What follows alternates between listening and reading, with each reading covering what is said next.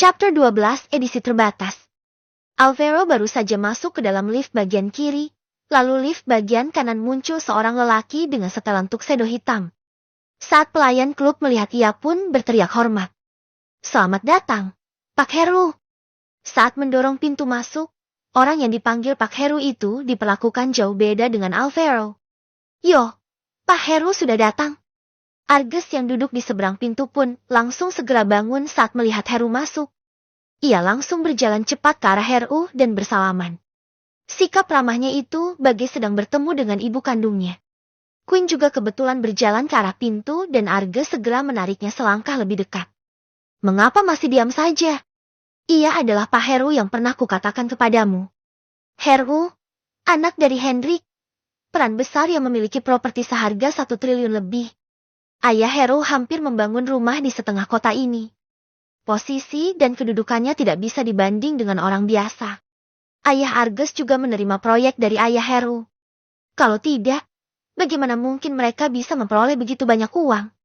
Melihat orang kaya seperti ini, Queen ingin langsung mendekatinya.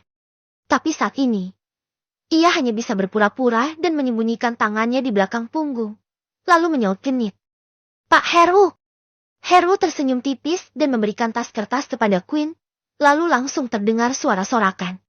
Tas edisi terbatas merek MCM, seharga 2 miliar lebih. Semakin ke belakang, suara wanita terdengar semakin palsu, lalu menarik tangan lelaki itu, sambil mengatakan sesuatu yang secara langsung tertunjuk untuk lelaki itu. "Hanyalah hadiah kecil, tidak begitu mahal. Aku mengucapkan selamat ulang tahun terlebih dahulu. Maaf aku telat. Jangan dimasukkan ke dalam hati ya." Heru mengatakan kata-kata itu dengan tak berperasaan, sambil berkata sambil berjalan masuk ke dalam. Hadiah pemberian Pak Heru sudah melebihi dari harga hadiah yang kita berikan. Queen sudah tidak bisa mengatakan kata-kata apapun saat menerima tas kertas itu. Hingga Arges menariknya, ia baru tersadar kembali. "Terima kasih, Pak Heru." Heru baru saja bersiap untuk duduk. Tiba-tiba menemukan adanya sesuatu yang berkilau di bawah lantai sana. Lalu ia berjalan ke sana dengan rasa penasarannya dan menggunakan tangannya untuk menyentuh serpihan di lantai. Kebetulan serpihan itu adalah gelang tangan yang dibuang Queen tadi. "Ini." Raut wajah Heru sangat aneh, lalu mengangkat kepalanya dan melirik ke beberapa orang yang berada di belakangnya. "Ini adalah pemberian salah satu rekan kerjaku. Tidak sengaja terjatuh dan pecah. Lagi pula itu terlihat tidak begitu berharga, jadi ia langsung pergi setelah memberikan itu." Mendengar kata-kata Queen, sudut bibir Heru terangkat pelan, lalu berbalik badan dan mengambil seluruh serpihan di lantai, serta meletakkannya di atas meja. "Barang ini tidak begitu berharga. Pak Heru, kalau Anda suka barang ini, aku boleh mencari beberapa gelang dan mengirimnya kepada Anda. Ini sudah jatuh di lantai. Sebaiknya Anda jangan lihat lagi, agar tangan Anda tidak kotor." Queen memandang bingung ke arah Heru. Tapi hal yang membuatnya kesal adalah mengapa ia lupa menyuruh pelayan untuk membereskan sampah itu. Bukankah ini membuatnya terlihat malu di hadapan Heru? Barang ini memang tidak berharga, karena barang ini tidak dapat dibeli dengan uang. Heru kesakitan melihat serpihan di atas meja. Meskipun barang ini bukan dibelinya, tapi melihat barang yang begitu bagus dijatuhkan hingga pecah, dan dibilang tidak berharga, ia seketika kehilangan kata-kata. "Apakah kalian tahu apa itu kuarsa rutilatek?" Heru semakin memikirkan semakin pusing, lalu bertanya kepada mereka dengan tidak tak berdaya. "Aku tahu. Kuarsa rutilatek itu adalah salah satu kuarsa termahal di dunia ini. Katanya kuarsa itu adalah barang yang berharga. Semakin besar, semakin berharga. Katanya kuarsa seukuran ibu jari bisa seharga 60 miliar. Heru melirik sekilas lelaki yang mengatakan itu. Akhirnya ada seseorang yang mengetahui apa itu kuarsa rutilatek. Heru lagi-lagi membuka mulut dan menunjuk serpihan di atas meja setelah menenangkan diri. Hanya saja kali ini penuh dengan ucapan sinis yang ditujukan kepada beberapa orang itu. Gelang ini adalah salah satu perhiasan yang dijual dalam pasar. Hanya orang memiliki 10 lembar black card baru berhak membeli ini. Gelang tangan ini mungkin barang yang paling kecil di dalam pasar. Pembeli terakhirnya adalah pemilik Patek Philippe, hanya saja ia kurang tahu apakah barang ini sudah diperjualkan atau belum. Tatapan Quinn menjadi kosong sambil melihat serpihan di atas meja. Bagaimana mungkin hal itu terjadi? Tapi semua orang yang berada di tempat tidak ada curiga terhadap kata-kata Hero. Tidak perlu mengatakan ingin membeli barang seperti ini, bahkan ingin mengetahui adanya keberadaan barang ini. Diri sendiri juga harus tahu apakah dirinya berhak. Tapi siapa yang bisa percaya bahwa barang seperti ini dibawa oleh seseorang pecundang? Jika Hero yang membawakan barang tersebut, mereka tentu tidak akan curiga. Tapi apakah Hero bisa asal memberikan barang seperti ini untuk orang lain? Apalagi kepada mantan pacar yang telah selingkuh di belakangnya. Seketika semua orang menatap Quinn yang mematung dengan tatapan rumit. Dan sekarang gelang tangan ini telah menjadi serpihan. Kemungkinan harga barang ini tidak lagi sebanding dengan batu kecubung. Hero akhirnya mengangkat kepalanya dan menggoyang pelan matanya yang kelelahan melihat serpihan kuarsa rutilatek, lalu mengalihkan pandangan ke arah Quinn. Aku tidak sangka bahwa teman-temanmu ini hebat, bahkan memberikan barang yang begitu berharga untukmu. Kupikir alasan kepergiannya tidak begitu mudah. Ini adalah pertama kali Hero menilai wanita di hadapannya sejak ia masuk ke dalam ruangan. Selain wajah dan tubuhnya yang baik, ada bagian apa lagi yang berhak diberikan barang berharga seperti itu? Quinn semakin merasa buruk ditatap Hero seperti itu, lalu tiba-tiba berteriak tidak jelas, seperti dirasuki oleh sesuatu. Alvaro hanyalah seorang pecundang yang berasal dari kampung. Bagaimana mungkin ia bisa membeli barang semahal ini? Ia pasti mencuri barang itu. Tampaknya Pak Hero sangat menyukai barang tersebut. Semua ini karena Alvaro, sehingga gelang ini hancur. Apakah Anda kenal dengan pemilik Patek Philippe? Aku ingin memberitahu masalah ini kepadanya, agar Alvaro membayar semua untuk apa yang ia telah lakukan. Alvaro? Ia sendiri memang tidak pernah mendengar nama ini. Tampaknya masalah ini ada sesuatu yang tersembunyi. Semoga tidak seperti apa yang dikatakan oleh Quinn, bahwa barang itu dicuri oleh Alvaro. Tapi bisa mencuri barang dari pemilik Patek Philippe, jugalah bukan hal yang mudah dilakukan oleh seseorang. Boleh. Nanti aku akan memberimu. Tapi jangan ungkit namaku. Aku tidak begitu tertarik terhadap masalah ini. Demikian. Masalah ini berakhir seperti itu untuk sementara. Beberapa orang itu mulai lagi membicarakan masalah Hero ke luar negeri. Alvaro keluar dari lift dan tidak langsung berjalan ke arah tempat parkir, melainkan pergi merokok. Setelah menenangkan diri dan bersiap pergi mencari Norbert, lengannya tiba-tiba ditarik seseorang. Stephanie, apa yang sedang kamu lakukan? Alvaro terkejut, tapi ia langsung kembali biasa. Aku datang melihat bagaimana keadaan seseorang setelah melihat mantan pacar melempar hadiah pemberiannya. Kalau begini, aku tahu apa yang seharusnya aku lakukan selanjutnya. Alvaro terdiam. Ia tidak ingin mempeduli wanita yang tidak jelas ini dan ingin lanjut berjalan ke depan. Alhasil ia ditarik lagi. Suasana hati Alvaro awalnya memang sangat buruk dan baru saja menoleh ingin mengeluarkan beberapa kata. Sayangnya Stephanie telah membuka mulut terlebih dahulu. Suasana hatiku juga buruk.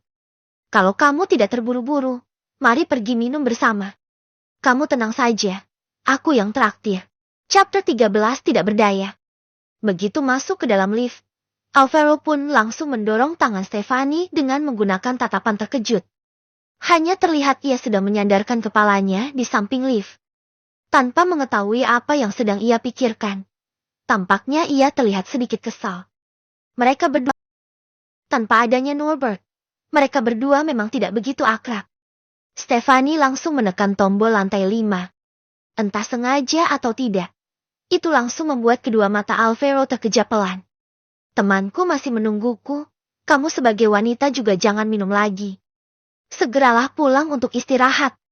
Stephanie pun mengangkat kepala dan melihatnya sekilas dengan menggunakan tatapan tidak senang. Melihat Alvaro yang ingin menekan lantai bawah tanah, ia pun segera menghalanginya. Tombol yang kamu tekan adalah tempat parkir. Mengapa kamu harus turun ke sana? Kamu kan tidak punya mobil. Lagi pula aku juga tidak memintamu untuk membayarnya. Sepertilah laki sejati. Apa salahnya dengan minum alkohol? Alvaro benar-benar merasa tak berdaya terhadap wanita ini. Ia hanya bisa berkompromi dan berkata, begitu banyak tempat untuk pergi minum alkohol. Mengapa kamu harus pergi ke lantai 5? Stephanie pun mengedipkan kedua matanya yang berkilau sambil tertawa. Aku bilang mengapa kamu begitu payah? Bahkan jika Argus mereka mau pergi ke lantai 5 untuk minum-minum, kita juga belum tentu dapat bertemu dengan mereka. Tempat yang begitu besar, belum tentu juga bisa pergi ke arah yang sama. Setelah berkata, pintu lift lantai 5 pun terbuka. Berbagai cahaya yang berkelap-kelip dan suara musik yang berisik, seketika membuat Alvaro yang awalnya mengantuk menjadi sadar. Ia belum pernah datang ke tempat seperti ini. Hanya melihat suasananya saja, ia sudah tidak tertarik. Wanita negara asing yang hampir telanjang menggerakkan pinggang langsing mereka di tengah lantai dansa, lalu para pria hanya terus bersorak di samping. Namun Stefani pun tidak melihatnya dan langsung menyeret Alvaro berjalan menuju ke arah terdalam. Di sini benar-benar terlalu berisik, mari kita pergi ke ruang pribadi. Setelah berkata, ia pun menyeret Alvaro yang bingung di tempat dan berjalan menuju ke dalam sana dengan cepat. Alvaro berjalan sambil melihat tempat ini. Para pria dan wanita sedang menari di tengah lantai dansa, lalu dekorasi di sini juga terlihat sangat mewah. Jelas, ini adalah tempat yang membutuhkan kemampuan untuk berbiaya tinggi. Kamu adalah mahasiswa yang baru lulus. Mengapa suka datang ke tempat seperti ini? Stefani pun dengan acuh tak acuh mengedutkan bibirnya. Anak muda sekarang memang suka datang ke tempat seperti ini untuk melepaskan dirinya sendiri. Lalu karena biaya di sini memang agak tinggi, maka orang yang biasa tentu memiliki tempat yang lebih pantas untuk dipergi oleh mereka. Namun kata-kata yang keluar dari mulut Alvaro ini membuat orang merasa sedikit terkejut. Begitu masuk ke dalam ruang pribadi, Stefani pun memesan beberapa botol minuman keras yang cukup mahal, lalu mendorong Alvaro ke atas sofa. Aku keluar sebentar. Jika koktail kosmopolitannya telah dihidangkan, kamu minum saja terlebih dahulu. Aku akan segera datang. Setelah berkata, Stefani pun langsung lari keluar tanpa memberi Alvaro kesempatan untuk respon. Alvaro hanya bisa duduk sendiri di sofa dan memberitahu Nabila bahwa malam ini ia tidak pulang, sambil menonton video singkat.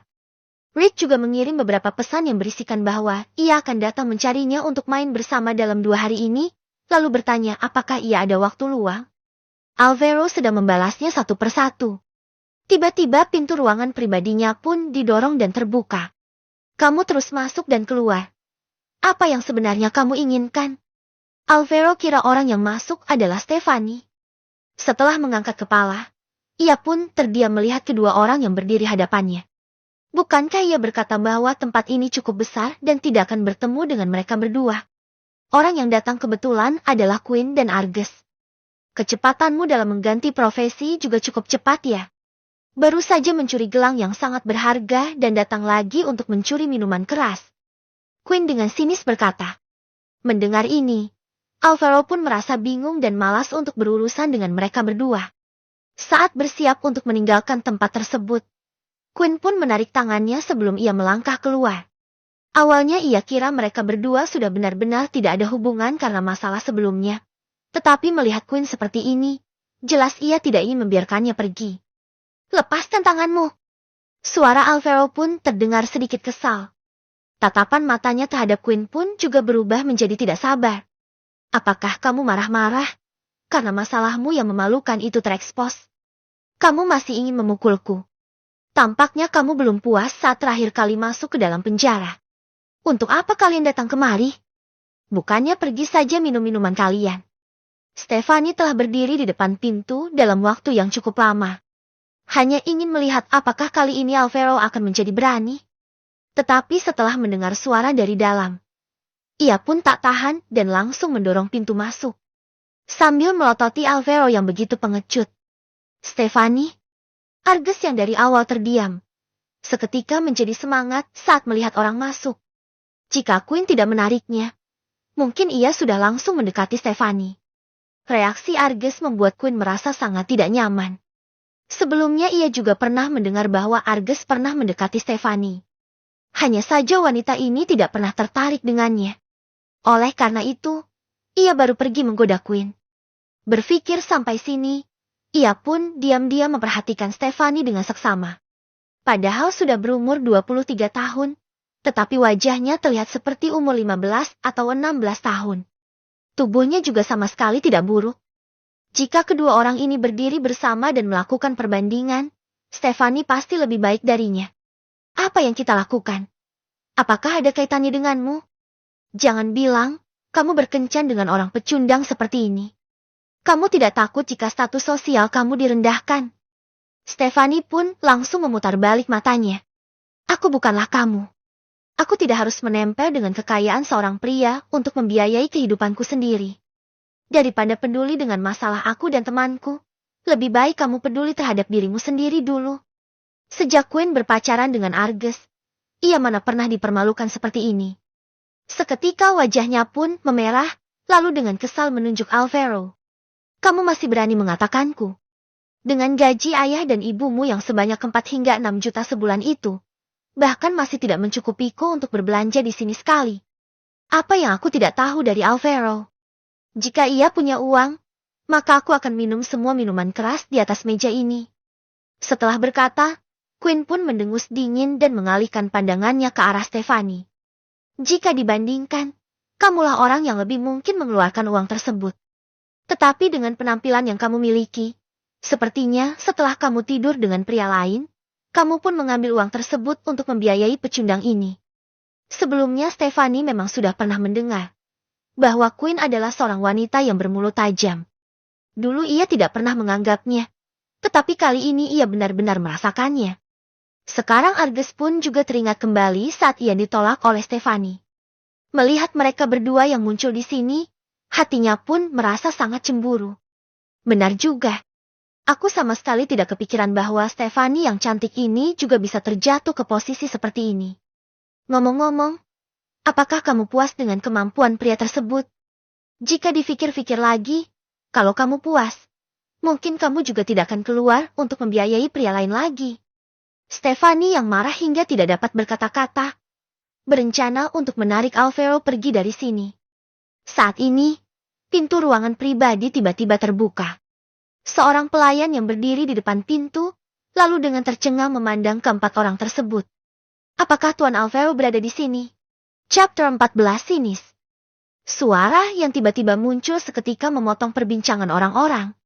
Quinn menatap sini sekilas ke arah pintu dan menebak apakah ada seorang pelayan yang memanggilnya datang. Stephanie langsung mengabaikan Quinn dan Argus, lalu berkata ke arah pintu sana.